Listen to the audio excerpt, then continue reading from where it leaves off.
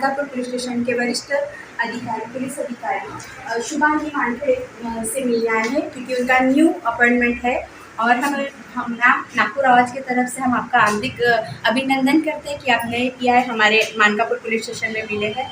Ma'am, आपको जब इस पोस्ट पर रखा गया है मानकापुर पुलिस स्टेशन में, जब आप आए हैं तो आपने कुछ योजनाएं बनाकर आपने यहाँ पर प्रवेश किया होगा, या आप कुछ योजनाएं लेकर हमारे लिए आई होंगी नागपुर मानकापुर पुलिस स्टेशन में। तो आप उसके विषय में, कुछ महिलाओं के हक के विषय में, या महिला दिवस आने वाला है और हम उसको भी सेलिब्रेट करेंगे, तो आप उन महिलाओं के विषय में कुछ 2 शब्द बोल सकती है, या आपने कुछ योजनाएं बनाई होगी।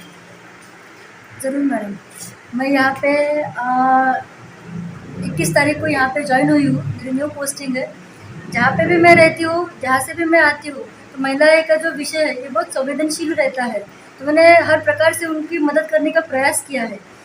देखिए, जैसे वो घरेलू जो महिलाएं रहती है, तो उनका एक रहता है कि वो घर में जो घरेलू हिंसा होती है, तो वो जब तक कि उनको मतलब एक्सट्रीम हो जाती नहीं, अब वो नहीं सहन कर सकते, तभी वो पुलिस स्टेशन का दरवाज़ा खटखटाते हैं, हमारे पास आते हैं।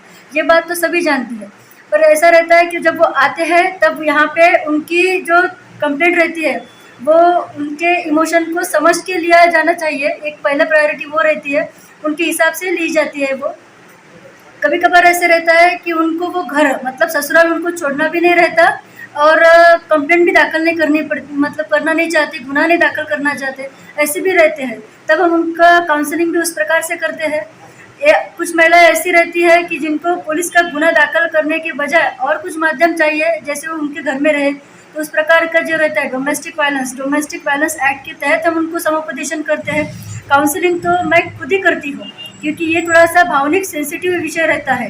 गुनाह दाखिल करने के बाद जो ससुराल वाले रहते हैं वो उनको घर में लेते नहीं, उस प्रकार की उनके साथ में बिहेवियर करते नहीं, तो वो भी एक रहता है। तो उसको सब समझ के मैं उनके लिए करती हूँ। उसी प्रकार जो बाहर जाती है महिलाएं ड्यूटी पे, उनके यहाँ पे अगर कुछ हरेसमेंट हो रहे हैं एट वर्क प्लेस, उसकी भी हम दखल लेते हैं, उसके ऊपर भी कार्रवाई रहती है। और जहाँ पे भीड़ भाड़ वाला एरिया रहता है, वहाँ पे अगर महिलाओं के साथ कुछ चल रहा है, कुछ लड़कियाँ अपनी जा रही है और कुछ टपोरी लड़कियाँ अगर उनको छेड़ रहे हैं, तो उसके लिए भी हमारी पथक रहता है। और हमारे जो ये है लड़कियाँ पुलिस दीदी रहती है, वो भी रहती है, वो भी उनके ऊपर कार्रवाई करती है, उनकी भी निगाहें उनके ऊपर रहती है। ऐसे कुछ नहीं है, सब तरीके से हम लड़कियों को प्रोटेक्ट करने का हमारा ये मकसद रहता है हमेशा। अब ये लड़कियों का होने के बाद भी ये जो रहते हैं ट्रैफिक का जो प्रॉब्लम है अपने यहाँ पे उसका, और अतिक्रमण जो है, मतलब जो फूल वाले से मतलब ये कि अगर फरस चौक हम मान लिया शुरू में कि फरस चौक है, तो फरस चौक में आते हैं तो जो पकौड़े वाले का एरिया है, समोसे वाले का जो बाजू की दुकान है, वहाँ पे जो ठेले लगते हैं मंदिर के जो पूजा विधि के सामान के, उनका अतिक्रमण है, वो अतिक्रमण है। उसके बाद वो जो ऑटो वाले हैं, वो जो एरिया है वो बड़ा तो बनाया है, पर वो बड़ा दिख इसलिए नहीं रहा है क्योंकि अतिक्रमणित है वो। तो उसके लिए मैं प्रायोरिटी मेरी वही रहेंगी कि वहाँ पे कुछ ट्रैफिक का जो प्रॉब्लम है अपना, तो जो वो सॉल्व करने का मेरा प्रयास रहेगा हमेशा।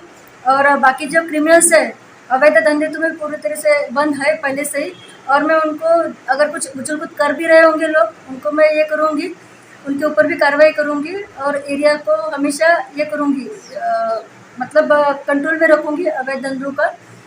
ये जो है गोदनी, मैं जब आई हूँ तब से मैं यही लोगों के मतलब पास से सुनते आई, और मेरा खुद का भी ऐसा एक्सपीरियंस है कि गोदनी ये संतों की है, पूजा विधि करने वाले लोगों की है। उसी प्रकार यहाँ पे हिंदू मुस्लिम और बाकी के कम्युनिटी एक साथ अच्छे से रहते हैं करके, ये भी मैंने देखा है। जब मैं शांतता कमेटी की मीटिंग ली हूँ मैंने 2 बार, तब भी मुझे यही अनुभव आया है कि सब लोग जो है, सब कम्युनिटी के लोग यहाँ पे बहुत अच्छे से रहते हैं। उनके त्यौहार के प्रति जो दूसरों के त्यौहार के प्रति जो उनकी ये है विचार है, वो बहुत ही सराहनीय है, बहुत ही सराहनीय है उनके इसमें। और जो पॉलिटिकल पार्टीज़ हैं यहाँ पे, तो शांतता कमेटी की इसमें बाकी के भी लोग आते हैं, वो भी बहुत अच्छे से रहते हैं, तो मुझे वो बात बहुत अच्छी लगी। आगे मैं बहुत अच्छे से कार्रवाई करती रहूँगी और मॉनिटर करती रहूँगी। मैम, मेरा एक और क्वेश्चन है आपसे, युवाओं के लिए आप क्या कहना चाहिए, क्योंकि युवाएं ज़्यादा है यहाँ पर, काफ़ी सारे कॉलेजेस हैं, और यहाँ पर सबसे ज़्यादा नशा होता है, जो गांजा बोला जाता है, उसके ऊपर में सबसे ज़्यादा गोधनी के अंदर में वो होता है। गांजा बेचना, और काफ़ी सारे युवा हैं जो गांजा और शराब और नशे में हैं। तो मैं उन युवाओं के लिए आपसे कुछ चाहती हूँ कि आप युवाओं के लिए क्या कहना चाहते हैं?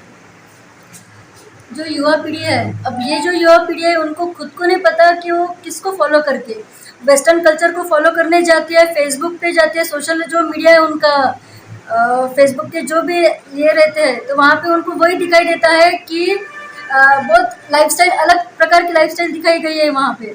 जैसे रिच लुक रहना, मतलब पैसा कहाँ से आता है ये कोई नहीं देखता, बस फेसबुक पे जो दिखता है उनको कि अच्छे अच्छे कपड़े पहन के अच्छे अच्छे वो रील्स वगैरह बनाते रहते हैं, स्नैप इसमें रहते हैं वो।